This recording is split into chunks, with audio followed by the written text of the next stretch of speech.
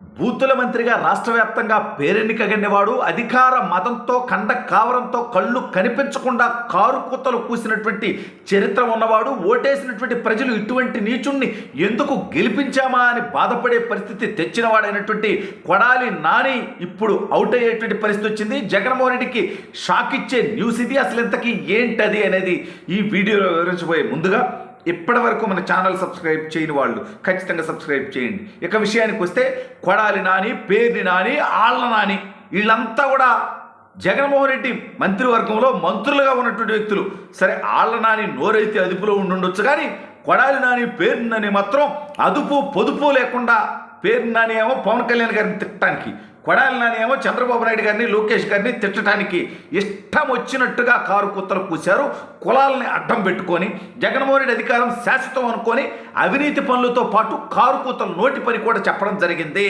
అయితే ఇప్పుడు కొడాలి నాని అనుచరుడైనటువంటి కాళీ అరెస్ట్ అయ్యాడు. అసలు కొడాలి నాని చరిత్ర చూస్తే, బతుకు చూస్తే, తెలుగుదేశం పార్టీ ఇచ్చినటువంటి అవకాశంతో 2 సార్లు శాసనసభ్యుడిగా గెలిచినటువంటి ఈ దౌర్భాగ్యుడు, చంద్రబాబు నాయుడు గారి చేతుల మీదుగా రాజకీయ జన్మ పొందినటువంటి ఈ నీచుడు చేసినటువంటి తప్పుడు పనులు చూస్తే ఏకంగా చంద్రబాబు నాయుడు గారి కుటుంబంలో ఉన్నటువంటి మహిళల గురించే కారు కూతలు కూయటం, లేస్తే చంద్రబాబు నాయుడు గారిని, లోకేష్ అని అవమానపరుస్తూ మాట్లాడటం, ఇవన్నీ పక్కన పెడితే గుడివాడలో ఇతని తప్పులు అరాచకాలు ప్రశ్నిస్తే గుడివాడలో ఉన్నటువంటి ఇతని కళ్యాణ మండపంలో పెట్టి వాళ్ళని చిత్రహింసలకు గురి చేసి, వాళ్ళని భయభ్రాంతులకు గురి చేసి, వాళ్ళని కొట్టి ఆ తర్వాత బయటకు వదులుతాడు అంట. ఇతని తప్పులు ప్రశ్నిస్తే అక్రమ కేసులు పెట్టినటువంటి పరిస్థితి.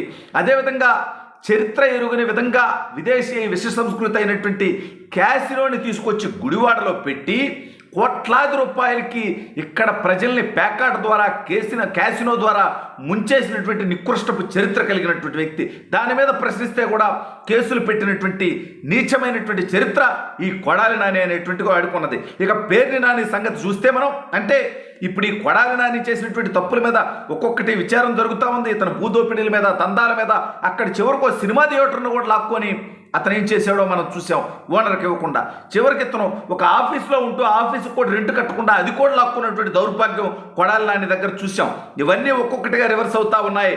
అదేవిధంగా గుడివాడ తెలుగుదేశం పార్టీ అక్కడికి ఏదైతే క్యాసినో నిజ నిర్ధారణ కోసం గుడివాడ తెలుగుదేశం పార్టీ నాయకులు, రాష్ట్ర నాయకులు వెళుతుంటే వాళ్ళ మీద దాడులు చేసేటువంటి ప్రయత్నం చేయడం కూడా చూసాం.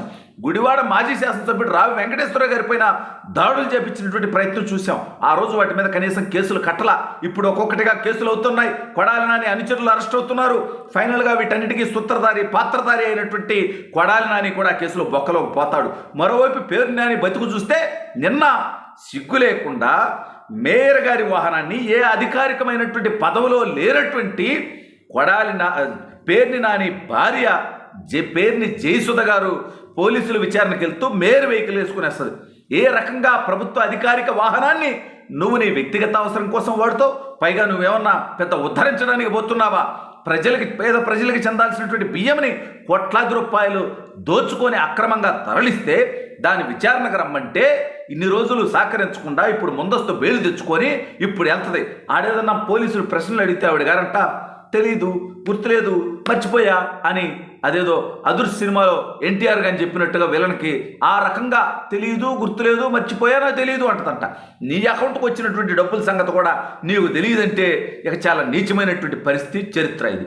అయితే ఈ ఇబ్బందులు భరించలేక ఈ కష్టాల నుంచి తప్పించుకోవడం కోసం పేర్ని అనే ఒక స్కెచ్ చేశాడంట. నేను రాజకీయాల నుంచి శాశ్వతంగా విరమించుకుంటాను. ఆల్రెడీ మొన్న నా కొడుకే పోటీ చేశాడు. నా కొడుకుని, నా భార్యని జనసేన పార్టీలో జాయిన్ చేస్తాను, ఈ కేసులు గొడవలు వదిలేయండి నన్నేకా అని అడుక్కుంటున్నట్టుగా తెలుస్తూ ఉంది. దీనికి అటు జనసేనాని పవన్ కళ్యాణ్ గారు ఇష్టపడనట్టుగా తెలుస్తోంది. తెలుగుదేశం పార్టీలోకి ఎంట్రీ లేదు, బీజేపీలో కూడా పోయేటువంటి పరిస్థితి లేదు. జనసేనని అడుక్కుంటే వాళ్ళు రాణించడానికి సిద్ధంగా లేరు. ఈ నేపథ్యంలోనే చంద్రబాబు నాయుడు గారు తన భార్యని అరెస్ట్ చేయడాన్ని ఆయన వ్యతిరేకించాడని, పేర్ని నాని భార్యని అలా అరెస్ట్ చేయటం మహిళలను కరెక్ట్ కాదు అన్నాడని చెప్పి వీడియో లీకులు ఇచ్చాడు. అంటే అరెస్ట్ చేస్తే అదేదో పెద్ద తప్పు అన్నట్టుగా. అరే నువ్వు సంపాదించినటువంటి అక్రమ సంపాదనతో నువ్వు నీ భార్య పేరు మీద వ్యాపారం పెట్టి అక్కడ దోపిడీలు చేసి, దుర్మార్గాలు చేసి, తప్పుతో అధికారికంగా దొరికిన తర్వాత దాని మీద మహిళలు అయితే కేసు పెట్టకుండా ఉంటారా?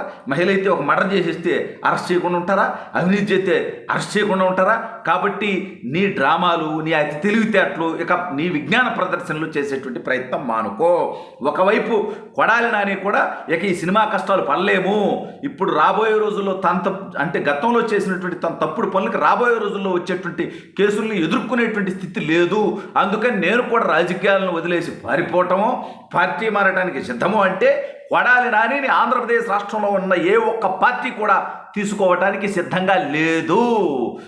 సో ఇప్పుడు జగన్మోహన్ రెడ్డికి ఇద్దరు నానీలను ఎవరినైతే అస్త్రాలుగా వాడాడో వాళ్ళిద్దరూ కూడా జగన్మోహన్ రెడ్డికి హ్యాండ్ ఇచ్చి వైఎస్ఆర్ కాంగ్రెస్ పార్టీ నుంచి జంప్ అవటానికి లేదా శాశ్వతంగా రాజకీయాలు వదిలేయటానికి సిద్ధమవుతున్నారు.